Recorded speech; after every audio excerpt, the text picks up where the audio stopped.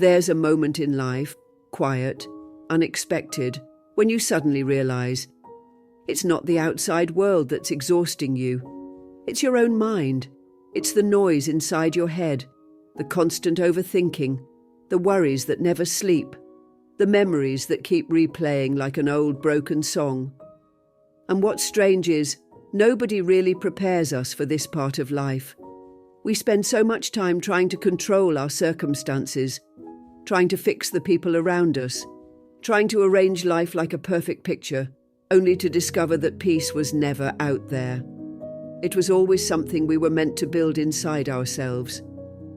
The Buddha taught that peace doesn't come from avoiding life's difficulties. It comes from mastering how we respond to them. He didn't promise us a life without suffering. Instead, he offered something far more powerful, the wisdom to create a mind so steady, so rooted in understanding, that even the hardest storms cannot shake it. And the truth is, in this noisy, distracted world, building that kind of mind might just be the most valuable thing we ever do. So today we are going to walk that path together. I'm going to share with you Buddhist wisdom, ancient, powerful, beautifully simple, that can help you build a mind so strong, so peaceful, that life's chaos loses its grip on you. But I need you to really stay with me for this one. Don't skip any part of this video, because every piece of this journey connects like steps on a path. Miss one step, and you might miss the insight your heart was waiting for. And before we dive deep, if you appreciate what we're doing here, creating a little space of calm, of wisdom, of heart-centered learning, there's one simple, free favor I'd ask you. Please consider hitting that subscribe button. It lets me know that these teachings are reaching someone who truly values them. And more importantly, it helps keep this little corner of peace alive in a world that desperately needs it. So take a deep breath, let the noise of the world soften, and let's begin this journey together, toward clarity, toward calm, toward a mind so strong, it brings peace wherever you go.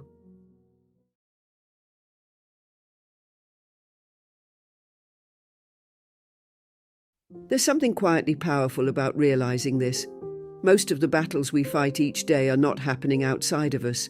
They're happening inside our own mind.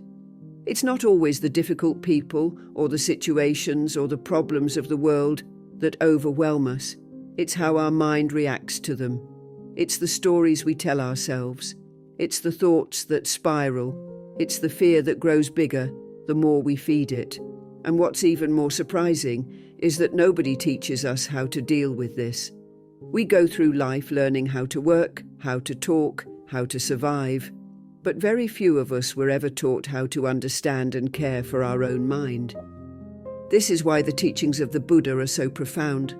Long before modern psychology, long before mindfulness became a trending word, the Buddha sat under a Bodhi tree and realized this simple but life-changing truth.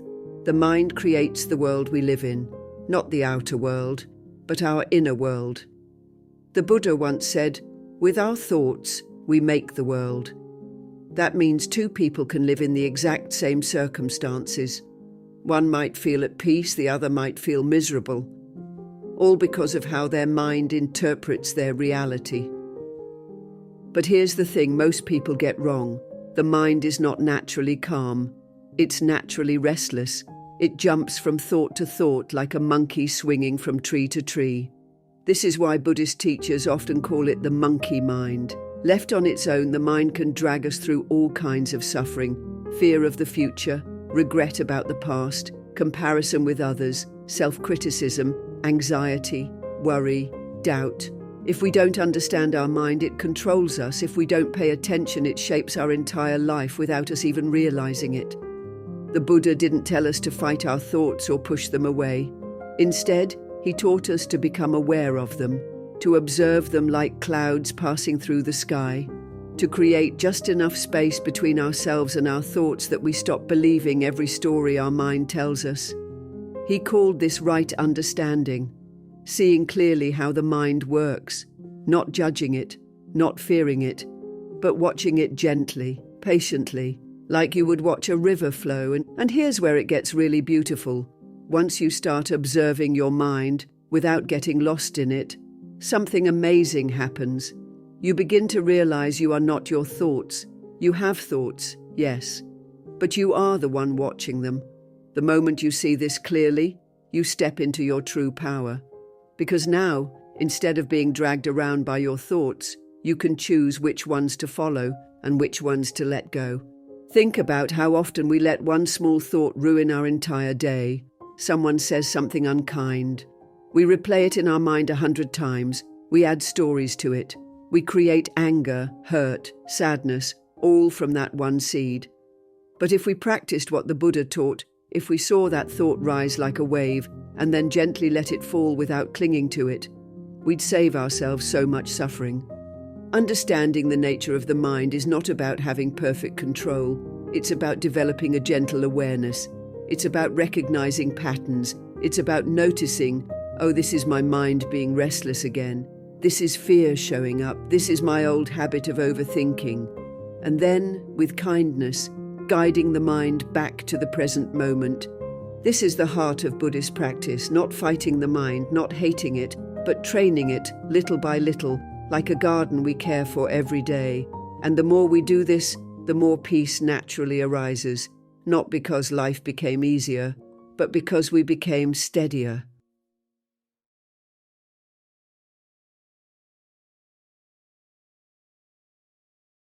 Most people believe that inner strength is something you're either born with or without.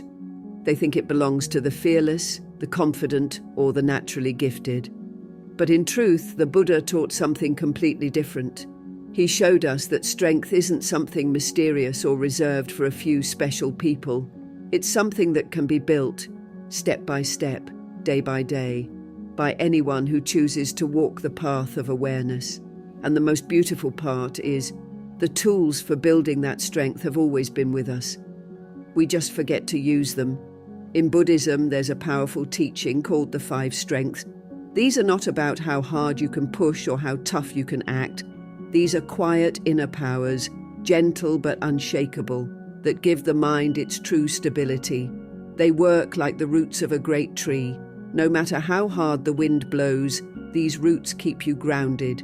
And if we can understand them, nurture them, and practice them, we slowly become that tree, steady, strong, calm in every season of life. The first strength is faith, but not the kind of faith that demands we believe blindly. In Buddhist wisdom, faith means trust. Trust in the path, trust in the teachings, and most importantly, trust in your own capacity to grow. There will be days when life feels heavy. There will be moments when your progress feels invisible. Faith reminds you that just because you can't see the results yet, doesn't mean the work you're doing is wasted. Faith is the quiet voice inside that says, keep going. Not because everything is perfect, but because everything is possible. Then comes energy. This is not about being busy all the time or burning yourself out chasing success. Buddhist energy is about showing up. It's the steady effort of choosing wisdom over habit, mindfulness over distraction, kindness over reaction. Energy doesn't need to be dramatic. It can look like sitting in silence for 5 minutes each morning. It can look like pausing before you speak. It's these small choices, repeated over and over, that create a life rooted in strength. The third strength is mindfulness. And in the Buddha's teachings, mindfulness is like the light that guides us through the darkness of our own confusion. It's the ability to know what's happening in your mind and heart as it's happening. So often, we are lost in thoughts about the past or fears about the future. Mindfulness brings us home, to this breath, this moment, this life. It allows us to meet our thoughts and feelings, not with judgment but with curiosity and kindness. Then we have concentration. Think of concentration like still water. When the water is still, you can see clearly to the bottom. But when it's disturbed, everything becomes blurry. In our modern world, our attention is constantly pulled in 1,000 directions. We check our phones, we multitask, we rush from one thing to the next. But the Buddha taught that a concentrated mind is a peaceful mind. It gives us clarity. It allows us to see what truly matters and let go of the rest. And finally, there is wisdom. Wisdom is not just about knowing facts or collecting knowledge. It's about seeing reality clearly, understanding the nature of life, impermanence, and the causes of suffering. Wisdom allows us to step back from our cravings, our attachments, and our endless wanting. It shows us that peace doesn't come from controlling everything outside of us, but from understanding and mastering what happens within us. These 5 strengths, faith, energy, mindfulness, concentration, and wisdom, are the true foundations of inner power. They're not things we have to find outside of ourselves. They're already here, waiting to be nurtured. The Buddha never promised that life would be free from pain, but he did promise that with practice we could build a mind so steady, so awake, so compassionate, that no storm could destroy it.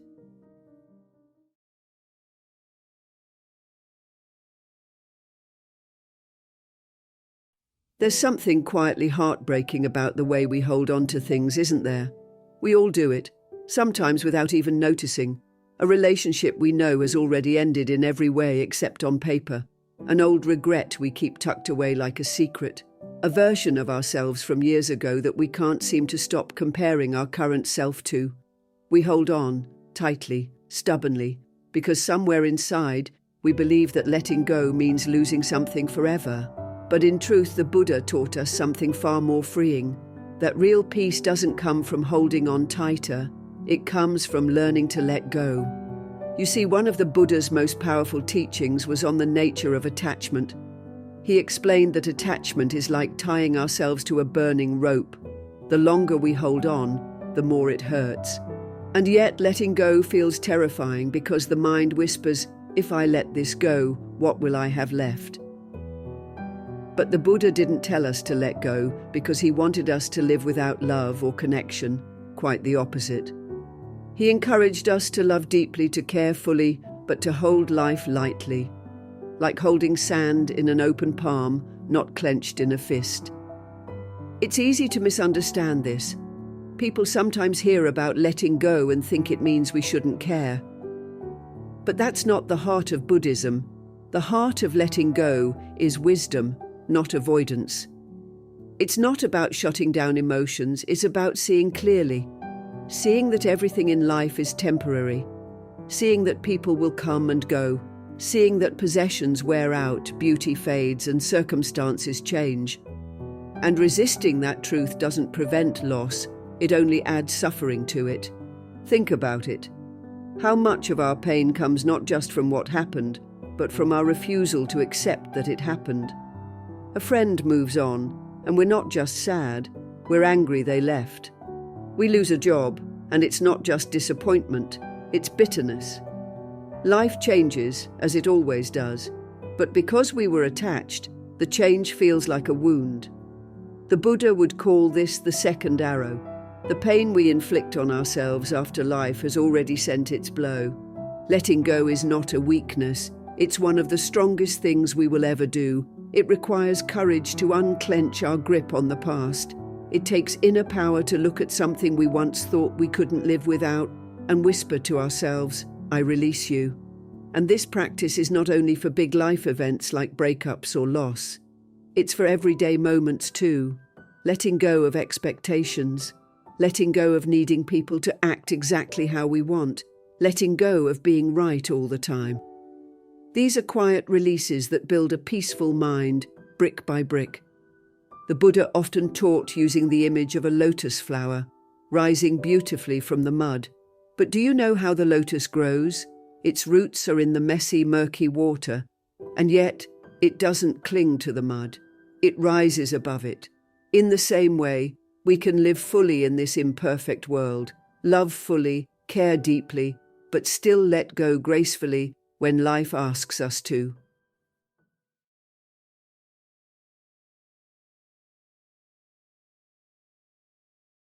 There's a quiet truth about life that most people only come to understand after years of struggling.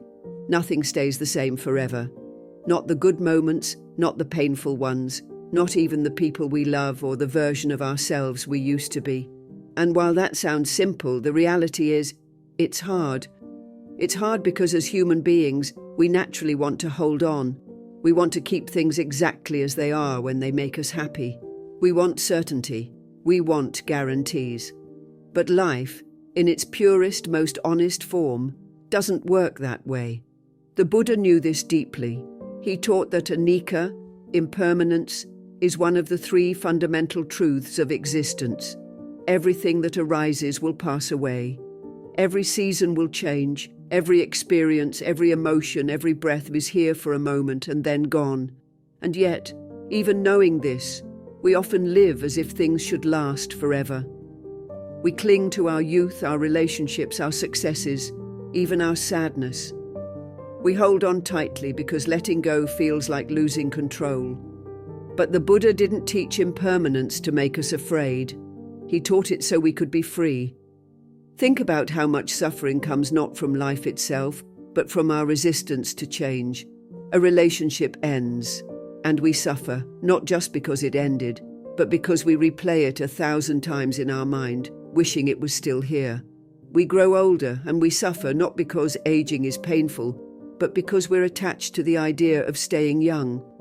We lose something, and instead of moving forward, we get stuck, clinging to what no longer exists. This is the second arrow the Buddha spoke of, the one we shoot ourselves with. The first arrow is life. The second arrow is our refusal to accept it. But here's where Buddhist wisdom feels like a gentle hand on the shoulder. It reminds us, what if impermanence isn't just about loss? What if it's also about hope? You see, the same truth that tells us this joy won't last forever also tells us this pain won't last forever either. Every difficult moment, every heartbreak, every storm we pass through, it too is temporary. The seasons of life move forward, whether we want them to or not. I remember reading about a monk who was once asked how he could stay so calm when everything in the world seemed so uncertain. His answer was beautifully simple. Because everything is uncertain. That was his peace. He didn't fight impermanence, no, he flowed with it. This is the gift of seeing life clearly. When we stop expecting things to stay the same, we start appreciating them more deeply while they're here. Every conversation becomes precious. Every sunrise feels like a blessing. Every ordinary moment shines a little brighter, not because it will last forever, but precisely because it won't. And strangely, this is what makes us stronger, not weaker. It makes us more alive, more present, more compassionate. We no longer live in fear of what might change tomorrow because we've learned to be fully alive today.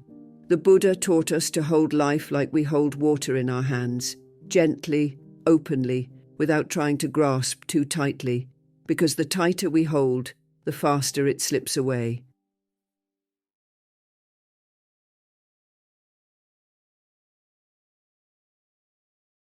There's something very strange about the way we live today.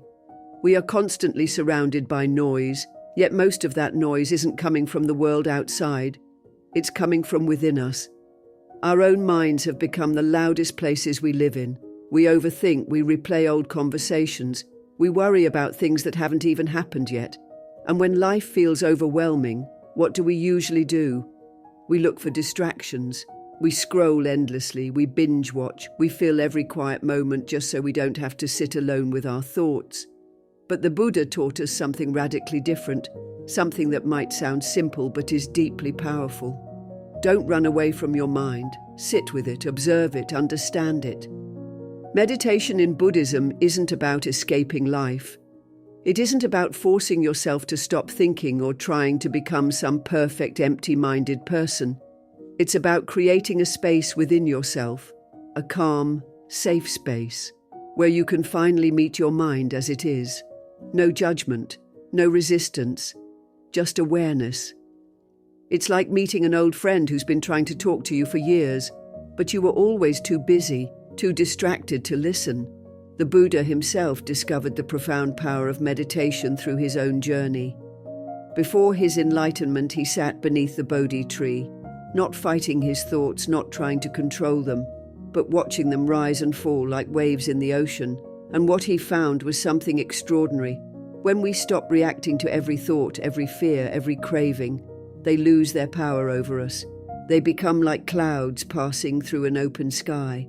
The sky, our mind, remains vast, steady, untouched. In our modern life, meditation has almost become misunderstood. Many think it's just for monks or spiritual masters sitting in remote caves, but that couldn't be further from the truth. Meditation is for everyone. It's for the mother feeling overwhelmed after a long day. It's for the student drowning in anxiety. It's for the elder quietly grieving the losses of time. The beauty of Buddhist meditation is that it doesn't require anything fancy. No special tools, no perfect setting. Just a willingness to sit down, close your eyes, and breathe. Breathing, in fact, is where much of Buddhist meditation begins. The Buddha often spoke about mindful breathing as the anchor for the wandering mind. And think about it, your breath is always with you. It's your constant companion from the day you are born until the day you leave this world. And yet, how often do we really notice it? When we pay attention to the simple act of breathing in and breathing out, we return to the present moment. We return to ourselves. Meditation also teaches us patience. It's not about instant results or dramatic transformations. It's a gentle practice, a daily returning. Some days your mind will feel like a calm lake. Other days it will feel like a wild storm. And that's okay. The Buddha never promised that meditation would erase all difficulties. What he promised is that meditation trains the mind to meet those difficulties differently, with calm, with clarity, with courage. And perhaps the most beautiful thing about meditation is how it begins to spill into the rest of your life. At first, it's just 5 or 10 quiet minutes in the morning, but soon you'll find that same stillness showing up when you're stuck in traffic, or when someone speaks harshly to you, or when fear tries to creep in during the night. It becomes a living practice, not just something you do, but something you become.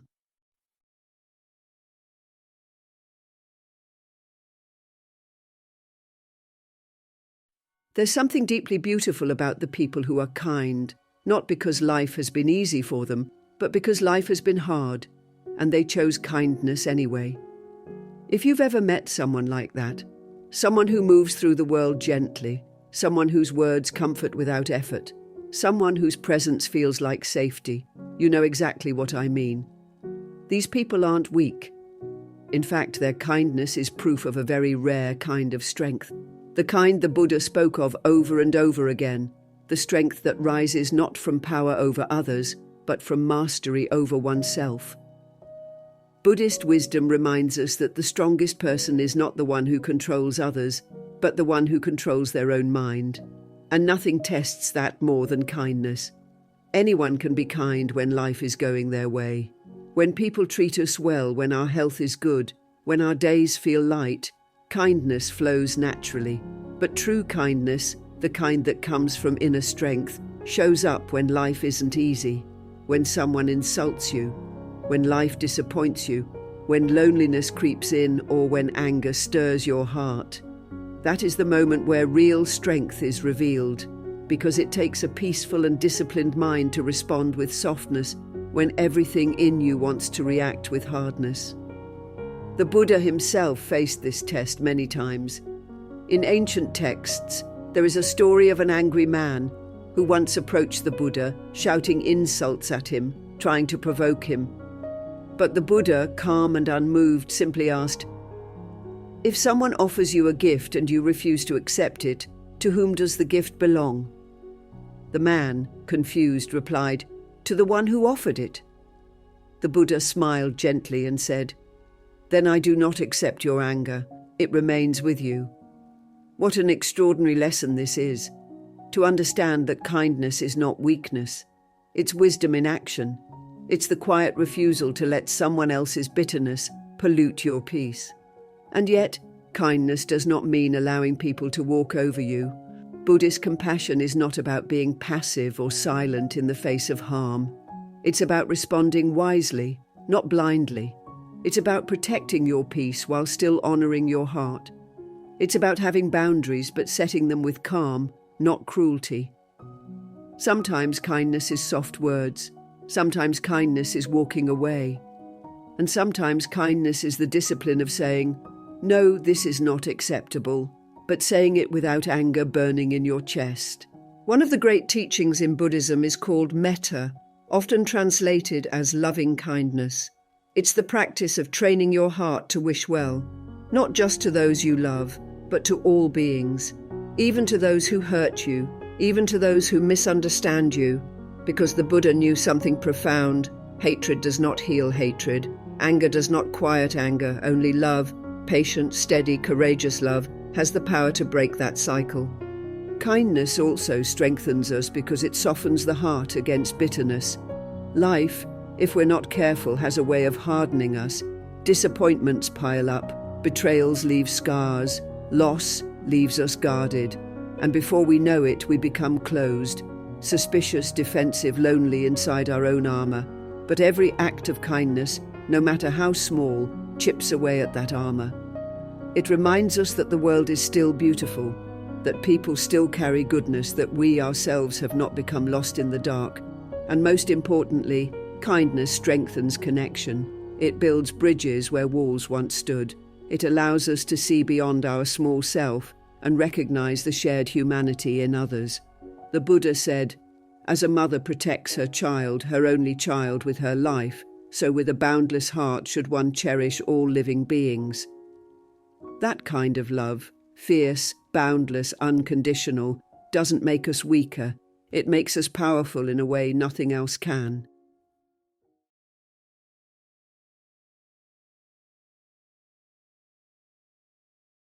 There's a quiet kind of power in the way we move through the smallest moments of our day.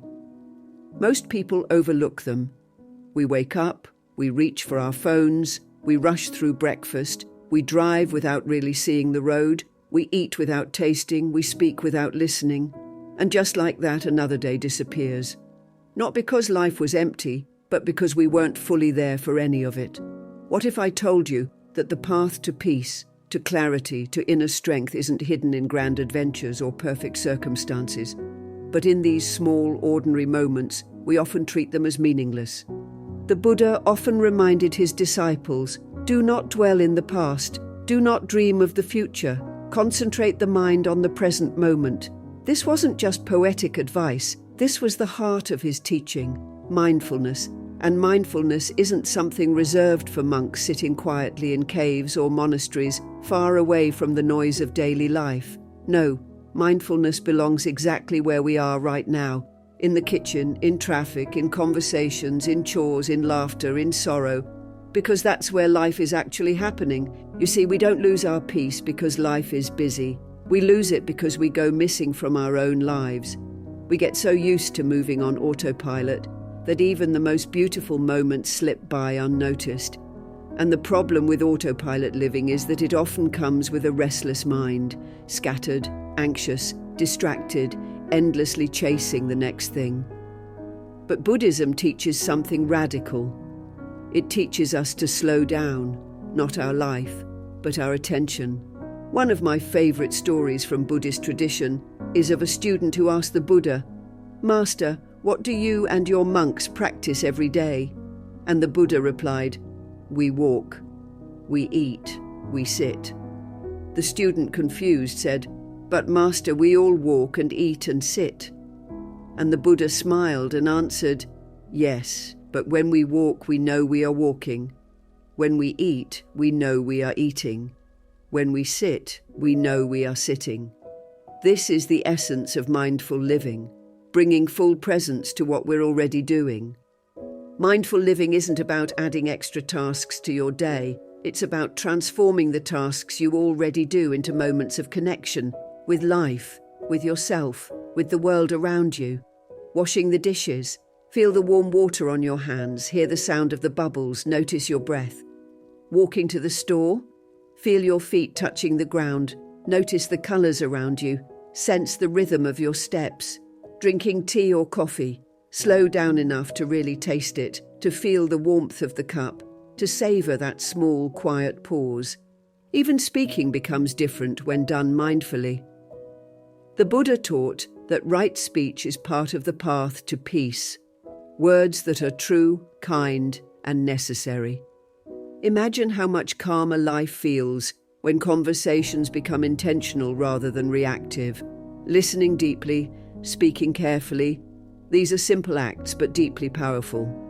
And here's the thing, mindfulness in daily life isn't just about feeling calm in the moment. It builds something far greater over time. It builds awareness, it builds gratitude, it builds a kind of emotional resilience that changes how we meet life's difficulties. The more you practice showing up fully in the easy moments, the more natural it becomes to stay present in the hard ones. The more you catch yourself when your mind wanders during a quiet morning, the more easily you'll catch yourself when it wanders into fear or anger later.